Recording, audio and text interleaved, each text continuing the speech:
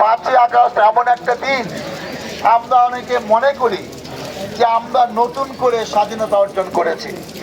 অনেকে বলতে পারেন যে 71 সালে স্বাধীন হইলো, তাহলে এইটা আবার কোন স্বাধীনতা? স্বাধীনতা 71 সালে হয়েছে, ওইটাই আসেন স্বাধীনতা। পাকিস্তান থেকে আলাদা হইয়া বাংলাদেশ নামে নতুন একটা দেশ, নতুন পতাকা, নতুন সংবিধান, সবকিছুই নতুন হয়েছে।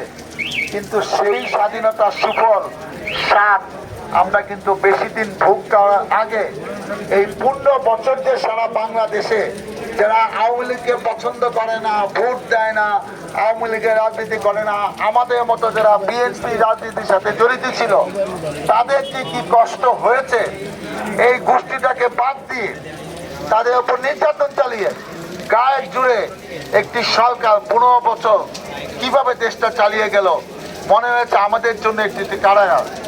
এই যেখানে থাকি আমি পলে আছি, আমি এলাকার নেতা, এই এলাকা মানুষরা 1996 সালে 2001 সালে আমি বিএনপি মনোনয়নে আপনাদের ভোটে আমি এলাকায় এমপি হয়েছিলাম।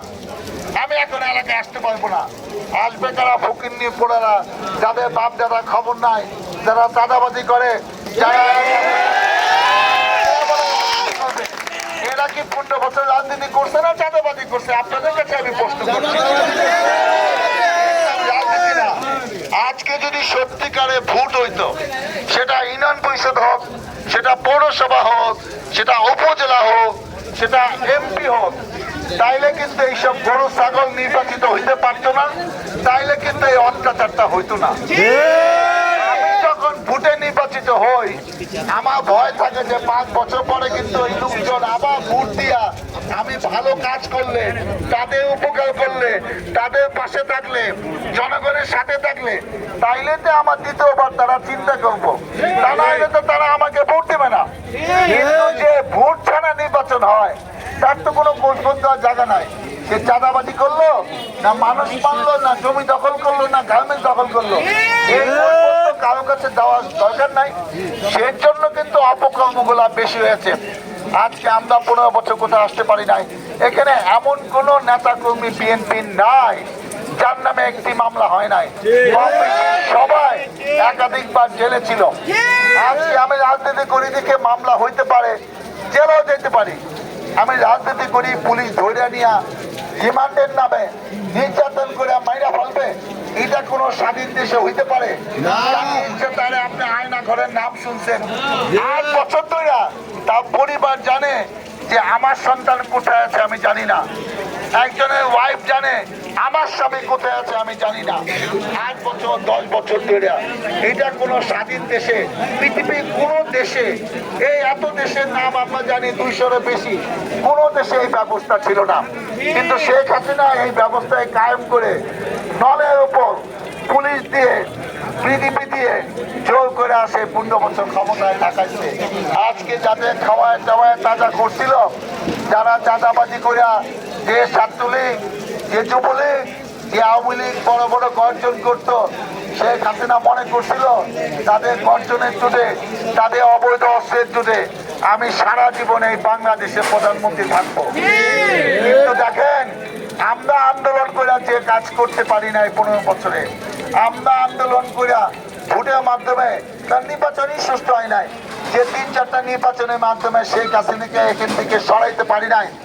আজকে তরুণ ছাত্র সমাজ কি জীবন বাজি রেখে আবু সাইদের মতো ছাত্র নেতা, মুগ্ধর মতো ছাত্র নেতা, এতজনের নামও আমি জানি না, যারা জীবন দিয়ে আজকে এমন দৃষ্টান্ত স্থাপন করলো, যে আন্দোলন, যে সংগ্রাম, যে সাহসিকতার কথা আমি জীবনে দেখি নাই।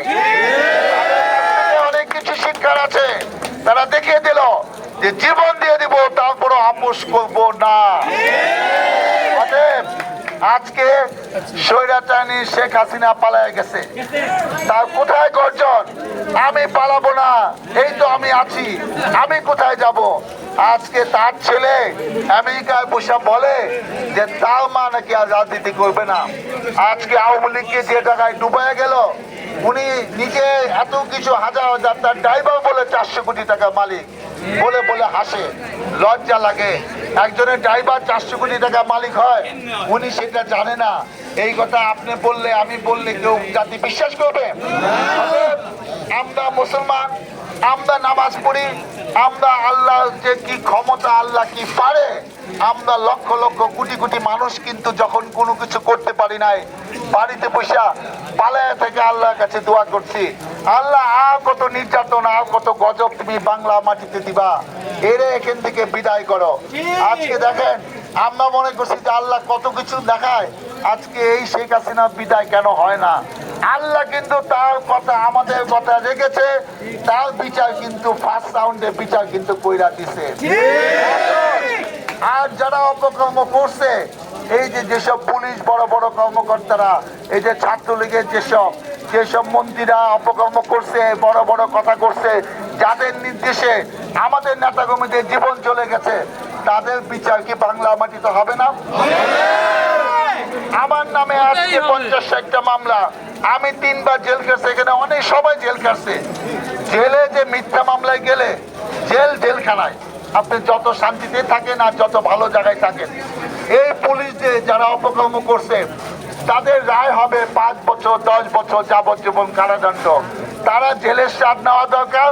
আমরা এটা পয়সা পয়সা দেখতে চাই যে তুমি যে নিরাপরাধ লোককে জেলে ঢুকাইছিলা, তুমি তো তখন বুঝো নাই জেলের কষ্ট কি, এখন তোমাকেও জেলে যাইতে হবে।